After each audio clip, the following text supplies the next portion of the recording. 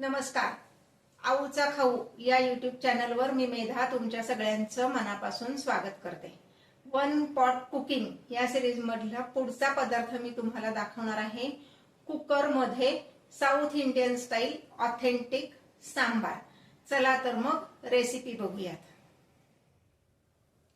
आता आपण रेसिपीला सुरुवात करतोय. त्यासाठी मी गॅसवर छोटा कुकर ठेवलेला आहे. कुकर आतनं कोरडा हवा म्हणजे मग फोडणी करपत नाही आणि त्या पाण्याचा वास एक विशिष्ट आपल्या पदार्थाला लागत नाही. तर कुकर गरम करत ठेवलेला आहे. त्यामध्ये मी घालणार आहे अंदाजानेच पण साधारण 2 टेबलस्पून एवढं तेल.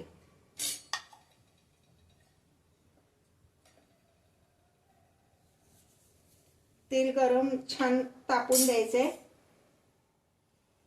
हे पहा, तेल छान तापलं की त्यामध्ये मिसळणीच्या डब्यात जो चमचा असतो त्या चमच्यानी मोहरी घालायची.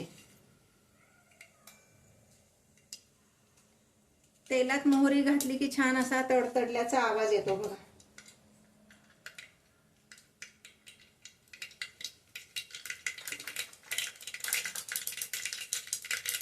त्यानंतर घालायचे जिरे, ते पण 1 चमचा. जो मिसळणीच्या डब्यात चमचा असतो त्याने 1 चमचा.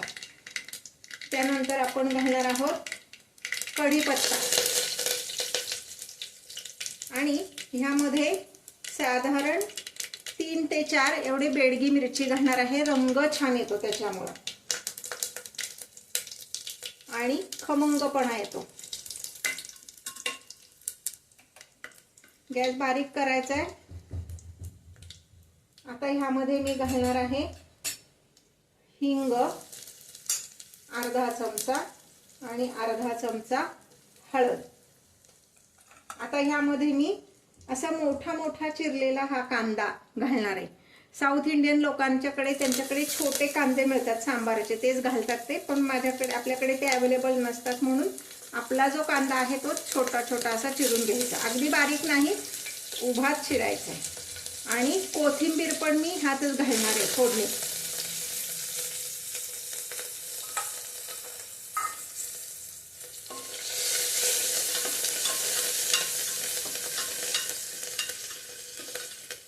छान परतून घ्यायचंय.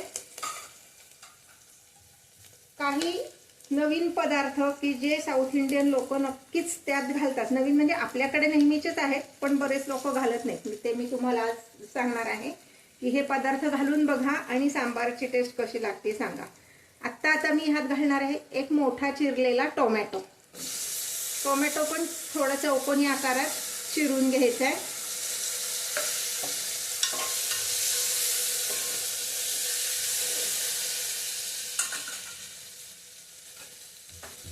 आता ह्यामध्ये मी घालणार आहे लाल भोपळा. हाच मी तुम्हाला म्हटलं की आपण घालत नाही पण साऊथ इंडियन ऑथेंटिक जे सांबार असतं त्यामध्ये लाल भोपळा असतोच. त्यामुळं काय होतं, सांबार छान मिळून येतं. आणि दुधी भोपळा पण घालायचा आहे. दोन्ही किती घालायचे तर साधारण फोडी चिरून झाल्या तर अर्धी वाटी त्याच्या होतील एवढा हा दुधी भोपळा आणि लाल भोपळा दोन्ही घालायचे. एक म्हणजे आपलं भरल्या वांग्याचं जे वांग असतं ना तेवढं एक वांग चिरून घालायचंय.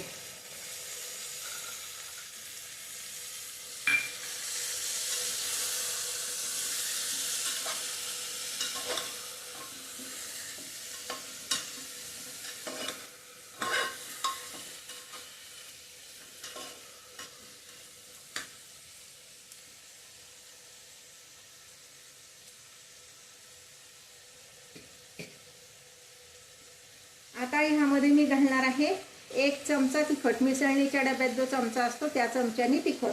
तिखट आपल्या आवडीप्रमाणे कमी जास्त आपण करू शकतो. आणि आपला पोहे खायचा जो चमचा असतो त्या चमच्याने 1 चमचा सांबार मसाला.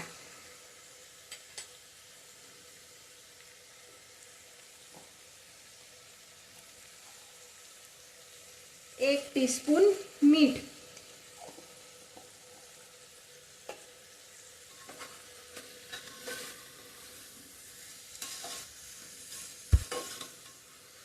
हे सगळं असं छान परतून घ्यायचंय. ह्यामध्ये आपण घालणार आहोत तुरीची डाळ। हे पहा, ही तुरीची डाळ मी साधारण 2 तास भिजत ठेवली होती। डाळ किती घेतली तर आपली ही जी नैवेद्याची वाटी आहे ह्या वाटीनी 1 वाटी तुरीची डाळ आणि अर्धी वाटी मुगाची डाळ। मुगाची दोन्ही एकत्र का घेतल्या तर मुगाची डाळ पटकन शिजती आणि त्यामुळे तुरीची डाळ पण छान अशी गाळ होऊन व्यवस्थित मऊ शिजती। आता ह्या पाण्यासहितच घालायचं आहे यामध्ये। बाकी सगळे मसाले मीठ आपण ह्यात घातलेलंच आहे।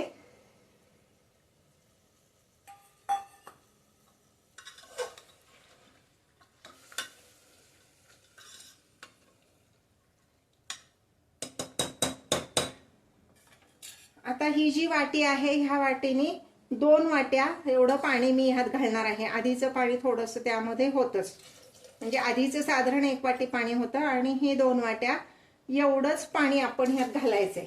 नंतर आपण सांबाराची क्वांटिटी वाढवण्यासाठी शिजल्यानंतर आपण अजून पाणी एक्स्ट्रा ऍड करणार आहे। आत्ता जास्ती पाणी घालायचं नाहीये, कारण आत्ता जर तुम्ही जास्ती पाणी ह्यात घातलं तर कुकरची शिट्टी होताना ते मसाल्यासहित सगळं पाणी बाहेर येऊ शकतं आणि कुकर बाहेरनं खराब होऊ शकतो आणि सगळा मसाला वाया जाऊ शकतो। म्हणून आत्ता फक्त आपण टोटल म्हणजे आधीचं भिजत घातलेल्याचं 1 वाटीचं पाणी आणि नंतरचं 2 वाट्याचं पाणी असं टोटल 3 वाट्या पाणी फक्त ह्यात घातलेलं आहे। आता आपण कुकरचं झाकण लावूयात।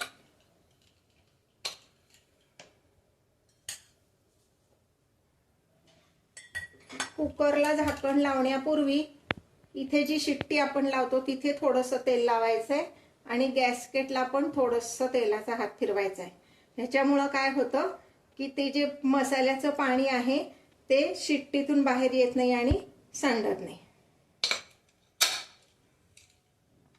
आता मी हे झाकण लावते आणि मीडियम फ्लेमवर 4 शिट्ट्या आपण करणार आहोत। हे पहा, आता 4 शिट्ट्या झाल्यानंतर साधारण 20 मिनिटांनी मी आता हे झाकण काढते।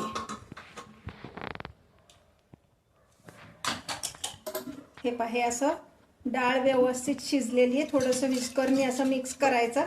हे पहा, व्यवस्थित सगळं मिक्स होतंय, म्हणजे आपण त्यामध्ये ज्या भाज्या घातल्या होत्या ना त्या पण व्यवस्थित शिजलेल्या आहेत। तुमच्याकडे विस्कर नसेल तर डावानी सुद्धा तुम्ही केलं तरी चालणार आहे। आता तुम्हाला मी डावानी दाखवते। हे बऱ्यापैकी घट्ट आहे, ह्यात आपल्याला अजून पाणी घालायचं आहे। आपण आधी पाणी थोडंच घातलं होतं, कारण पाणी जास्त घातलं असतं तर शिट्ट्या होताना ते मसाल्याचं पाणी सगळं बाहेर येतं म्हणून।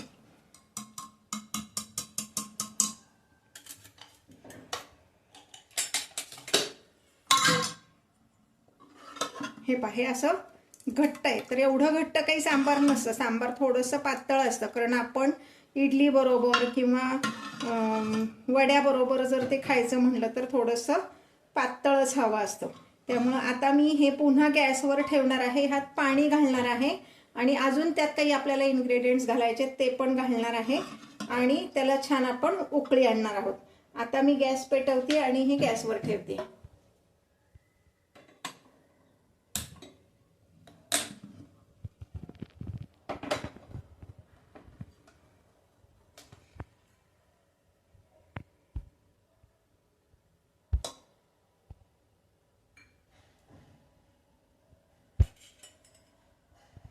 आता मी ह्यात साधारणपणे 4 वाट्या तरी पाणी घालणार आहे। हे पाण्याचं प्रमाण तुमच्या आवडीनुसार तुम्ही कमी जास्त करू शकता, पण मगाशी मी म्हटलं तसं सांबार थोडंसं पातळच हवंय।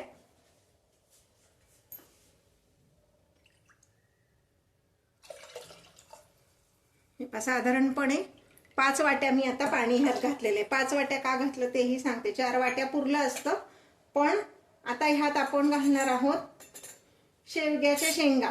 मगाशी आपण शेवग्याच्या शेंगा मुद्दाम घातल्या नाहीत, कारण कुकरमध्ये शिट्टी जर आपण केली तर त्या शेवग्याच्या शेंगा पार अगदी गाळ होतात आणि मग त्या सांबारची पण चव बदलती।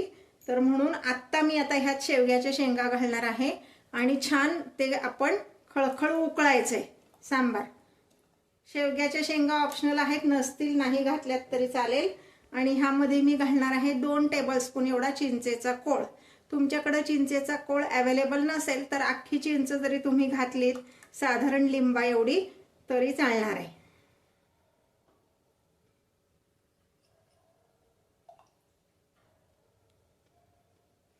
आता ऑथेंटिक जे सांबार असतं ते थोडंसं असं आंबूसच असतं, म्हणजे चिंचेची आंबट चव त्याला तशीच ठेवतात. पण आमच्याकडे ह्यात गूळ आवडतो म्हणून मी गूळ घालणार आहे.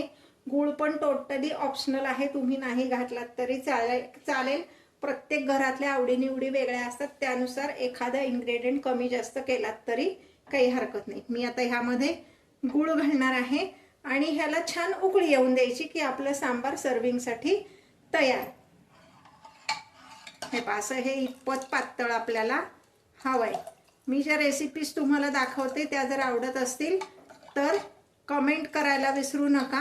आणि अजूनही जर तुम्ही माझं चॅनल सबस्क्राईब केलं नसेल तर चॅनलला सबस्क्राईब करा, बेल आयकॉन दाबा आणि नोटिफिकेशन ऑल असं म्हणा, म्हणजे नवीन नवीन व्हिडिओज तुमच्यापर्यंत येतील. हे पाहायला उकळी आली की आपलं हे सांबार तयार आहे. हे पहा, हे शेंगा घातल्यानंतर हे 10 मिनिटं मी उकळले. अगदी खळखळ उकळायचं आहे. हे पहा, हे इतपत पातळ आपल्याला हवंय, कारण ह्याच्याबरोबर आपण वडा किंवा इडली असं खायचं म्हणलं तर जास्ती घट्ट सांबार असेल तर ते कोरडं कोरडं होतं, कारण इडली किंवा वडा ते सांबार शोषून घेतात, म्हणून किंचित पातळच ठेवायचं. हे पहा, हे आता आपलं सांबार तयार आहे. आता मी हे सर्विंग बाउलमध्ये काढून घेते.